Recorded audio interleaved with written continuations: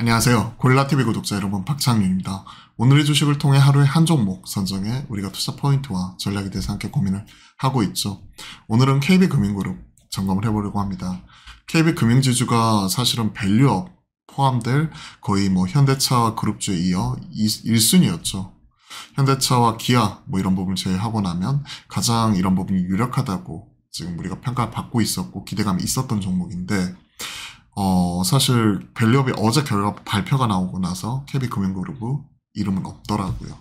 그 명단 자체에 안 올라가서 제가 잘못 본 줄 알았거든요. 관련 내용 점검해 보겠습니다.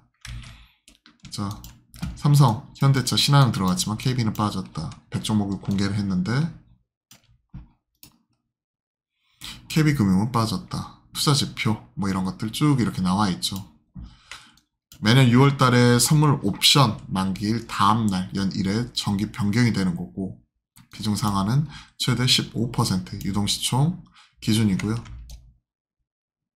3분의 2는 코스피, 3분의 1은 코스닥으로 분산 배치했고, 투자지표 우리가 기대했던 저 PBR 종목 이런 것들보다는 고 PBR 그리고 고 ROE 이런 부분으로 체크가 되었었고요. 그리고 눈높이 이런 부분에 있어서도 업종 내 대표적인 또 수혜주로 꼽혀왔던 KB금융과 하나금융지 이런 종목들은 빠지고 오히려 다우데이터 이런 종목들이 올라가서 사실 의아하다 이런 반응이 상당 부분 많이 나왔습니다. 자, 금융부동산 10종목 보시면요. 신한지주, 삼성화재 들어갔는데 삼성생명은 빠져있고 KB금융과 하나금융지주는 빠져있고, 그리고 여기 키움증권 회사인 다우데이터 이런 부분이 또 같이 들어가 있고 상당히 좀 의아하죠. 이러한 부분이 들어가 있고, 그리고 여타 메리츠 금융지주 이 부분도 많이 벨로 공시를 통해서 언급해 왔었던 이런 종목들이고, 미래에셋이나 키움, 우리금융지주 그런 부분은 오케이인데 상당 부분 좀 의아함이 남는 결과가 금융 쪽에서 같이 나타났습니다.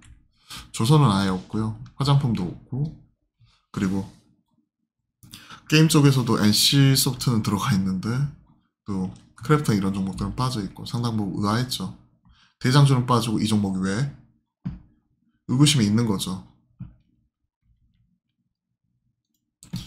삼성전자나 SK하이닉스가 들어가고 올해만 7,200억 자사주 매입 소각 발표한 KB금융이 빠진 게 어색하다라고 얘기하고 있죠.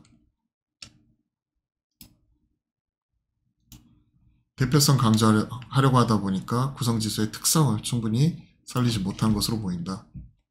그리고 성장성 포착하지 못했다. 그리고 저평가 이런 부분만 지금 얘기하고 있는 것도 아니고 사실 좀 의아한 결과 이런 것들이 나왔었죠.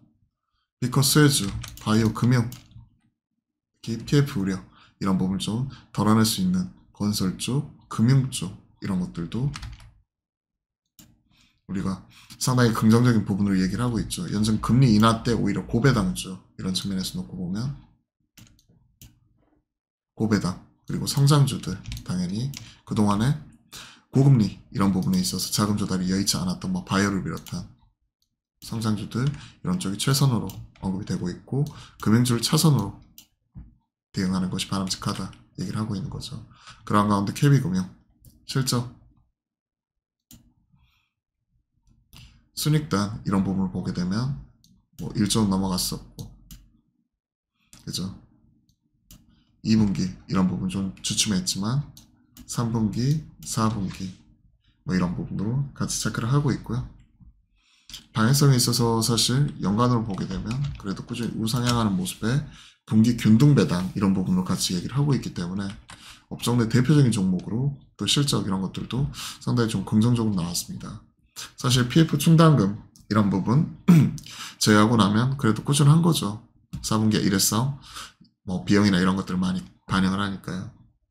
리포트를 보더라도요. 사실 기대감 자체가 상당했거든요. 견조한 펀더멘털 그리고 밸류업 기대감 그것도 어제 나왔어요.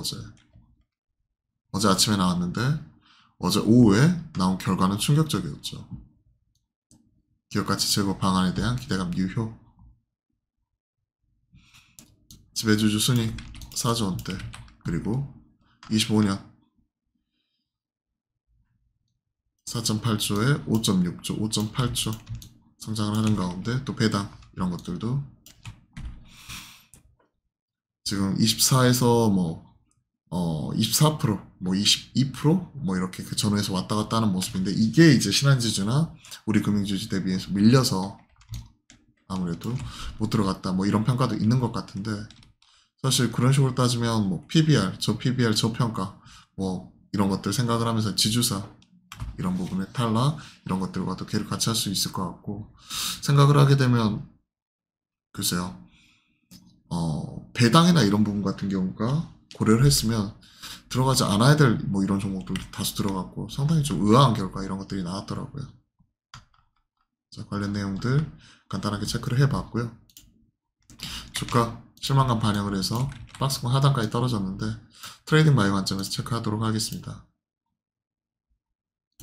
전 본 기준을 체크를 하기 때문에 매수가 일단은 관망 목표가 기존 고점 라인대 형성을 하고 있는 9만 심플하게 좀 체크를 하고요. 기존 보유적 관점인 거죠. 손절가 좀 리스크 관리 체크하도록 하겠습니다. 77,000원인데 전 버퍼 감안해가지고 종가 기준 76,000 7.6만 좀 이렇게 말씀드리면서 상당히 제한적인 범위 안에서의 트레이딩 바이 이 부분을 말씀드리니까요. 관련 내용 체크를 하시고 투자에 보탬이 되었으면 좋겠습니다. 자, 오늘은 KB금융그룹, KB금융지주 같이 한번 점검을 해봤는데요. 사실 저도 좀 시장에서 좀 많이 실망스럽긴 했는데 오늘 시장 반응 자체가 아침에 급락이 나오다가 그래도 오후장 들어서는 그나마 좀 낙폭을 줄이면서 끝나는 모습은 상당히 인상적이었습니다. 관련 내용 내일장 좀 더 체크를 하면서 리스크 관리 측면에서 체크를 해봤으니까 가격적인 전략도 같이 확인해 가시면 좋을 것 같습니다. 저희가 매주 화요일과 목요일은 낮 12시 30분부터 여러분들과 실시간 소통 방송 만들어 가는데요.